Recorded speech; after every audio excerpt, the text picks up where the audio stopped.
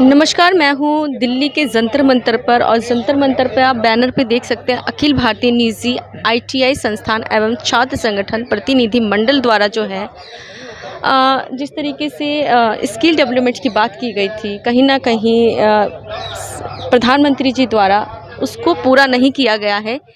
इसलिए ये लोग नई दिल्ली के जंतर मंतर आए हैं। आइए इन्हीं से ही जान लेते हैं क्या मामला है और ये लोग क्यों नई दिल्ली के जंतर मंतर पर धरना प्रदर्शन कर रहे हैं। आपका पहले नाम जानना चाहेंगे? मेरा नाम रणदीप जोशी है। मैं कोटा राजस्थान से इस प्रोटेस्ट में शामिल हुआ हूँ और यहाँ पे पूरे देश से प्रोटेस्ट के लिए आईटीआई संचालक उपस्थित हुए हैं और हमारी कुछ मांगे हैं, जो हमारी कुछ जायज़ मांगे हैं जो सरकार की खराब नीतियों के उसमें है, अगेंस्ट में है। सरकार की खामियों की वजह से हाँ, जो हमारे आदरणीय प्रधानमंत्री नरेंद्र मोदी जी का सपना था स्किल इंडिया, तो उसमें स्किल इंडिया के तहत जो हम नवयुवकों को स्किल के क्षेत्र में आगे बढ़ा रहे हैं, ट्रेनिंग दे रहे हैं और अपने आईटीआई कॉलेज संचालित कर रहे हैं, तो उसमें वो जो डिपार्टमेंट की खामियां हैं उन खामियों की वजह से बच्चा हमारे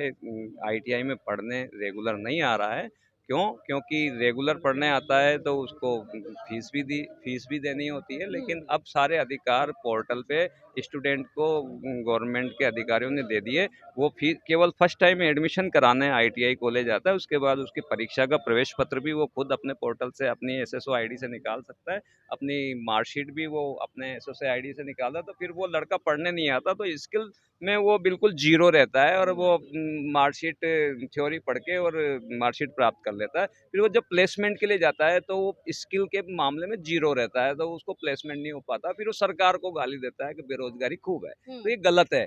वो खुद ये गलत बना क्यों? वो इसलिए बना कि हमारी जो डीजीईटी है, जो हमारा विभाग है, उसकी ये नीतियां हैं कि बच्चे को सारे अधिकार दे दो, उस पर स्कूल का कॉलेज का कोई कंट्रोल ही नहीं रहेगा, तो वो देश के विकास में कैसे अग्रसर हो पाएगा। आज आपकी जो मांगे हैं वो क्या मांग कर रहे हैं? आपसे जानना अभी चाहेंगे। हम आपका नाम? मैं संदीप सिंह भदौरिया मध्य प्रदेश से आया हुआ हूँ और ये धरना प्रदर्शन पूरे देश भर का व्यापी आंदोलन है, जिसमें हर स्टेट से लोग आए हुए हैं। अभी काफ़ी देर से लोग यहीं पे थे, बाकी चले गए। हमारी निजी देखो छात्रों को लेके हमारी सबसे बड़ी मांग छात्रों की जो मांगे हैं, क्योंकि छात्रों का स्किल को लेकर जो हमारे प्रधानमंत्री की योजना थी, उनका लाभ हमें छात्रों को देना था। एक एग्रीकल्चर लोग आते हैं, खेती बाड़ी कर, वो बच्चे हमारे पास पढ़ने के लिए आते हैं। तो सर्वप्रथम हमने स्कॉलरशिप देखा, हर स्टेट में भिन्न भिन्न स्कॉलरशिप का कर रखा है और स्कॉलरशिप का मापदंड एक होना चाहिए जो केंद्र से हम डिसाइड करते हैं, और वो हर स्टेट में एक समान होना चाहिए। वो लगभग जैसे मध्य प्रदेश की मैं बात करूँ तो 2-3 हज़ार रुपये मिलते हैं, बाकी स्टेट की बात करूँ राजस्थान में तो 20-30 हज़ार रुपये मिलते हैं। तो क्या होता है, एक सपना जो हमारे माननीय प्रधानमंत्री ने जो देखा था, वो कहीं ना कहीं पलित हो रहा है और उस पर ध्यान हम दे नहीं रहे। मंत्रालय डिफरेंट मंत्रालय बना रखा है, हमने धर्मेंद्र प्रधान जी इस समय मंत्रालय देखा है।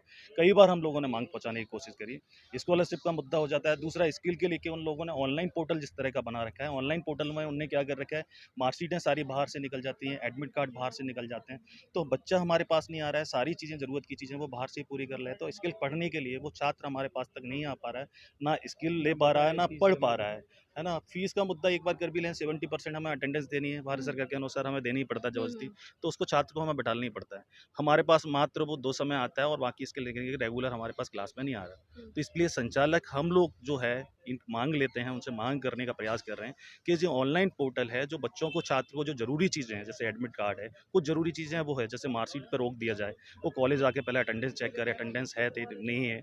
उनकी जो मांगे हैं, कॉलेज में हमारी मार्कशीटें जो हैं कॉलेज संचालक निकाल सके, उनको प्रोवाइड कर सके। आपको दिक्कत क्या है? अगर वो मान लो ऑनलाइन ले भी लेंगे तो उनके लिए तो अच्छा है ना? नहीं, देश का नुकसान, वो स्किल तैयार ही नहीं है, वो स्कूल पढ़ ही नहीं रहा, आ ही नहीं रहा ना, कॉलेज डायरेक्ट एग्जाम देने जा रहा है वो। इसमें मैं आपको शिक्षा हमेशा से शिक्षा का एक मूल्य निर्धारित रहा। अगर पढ़ेगा नहीं तो उसको किताब का ज्ञान नहीं, क्या होगा, ये कहना आज हम आश्रम व्यवस्था से या पुराना सनातन व्यवस्था से लें तो आश्रम में भी, गुरुकुल में भी जो है गुरु दक्षिणा होती थी, जो निर्धारित फीस है, जो डीजीटी निर्धारित कर रही है, उस फीस को लेने का हर संस्थान को पूरा अधिकार है। ये इन लोगों ने क्या किया है, कॉलेज खत्म हो जाए, इसका बाजारीकरण, निजीकरण हो जाए, इसलिए ये सुविधा इन्होंने ओपन कर दी है। मैं आपके माध्यम से पूरे देश से और प्रधानमंत्री महोदय से ये अनुरोध करूंगा कि शिक्षा को टारगेट ना करें, इसको निजीकरण ना करें और इसको भारत को श्रीलंका ना बनाएं। अगर स्टूडेंट मूल्य देगा तो वो उसका भुगतान भी लेगा। पढ़ाई के लिए वो बराबर सतत कॉलेज आएगा और उसके द्वारा जो अर्जित होगा उसे एक कुशल श्रमिक का निर्माण होगा। फ्री की चीज़ों से आज केंद्र सरकार खुद एक बड़ा वो लाने वाली है गजट कि फ्री की योजनाएं बंद करें, सुप्रीम कोर्ट भी। तो ये शिक्षा में क्यों?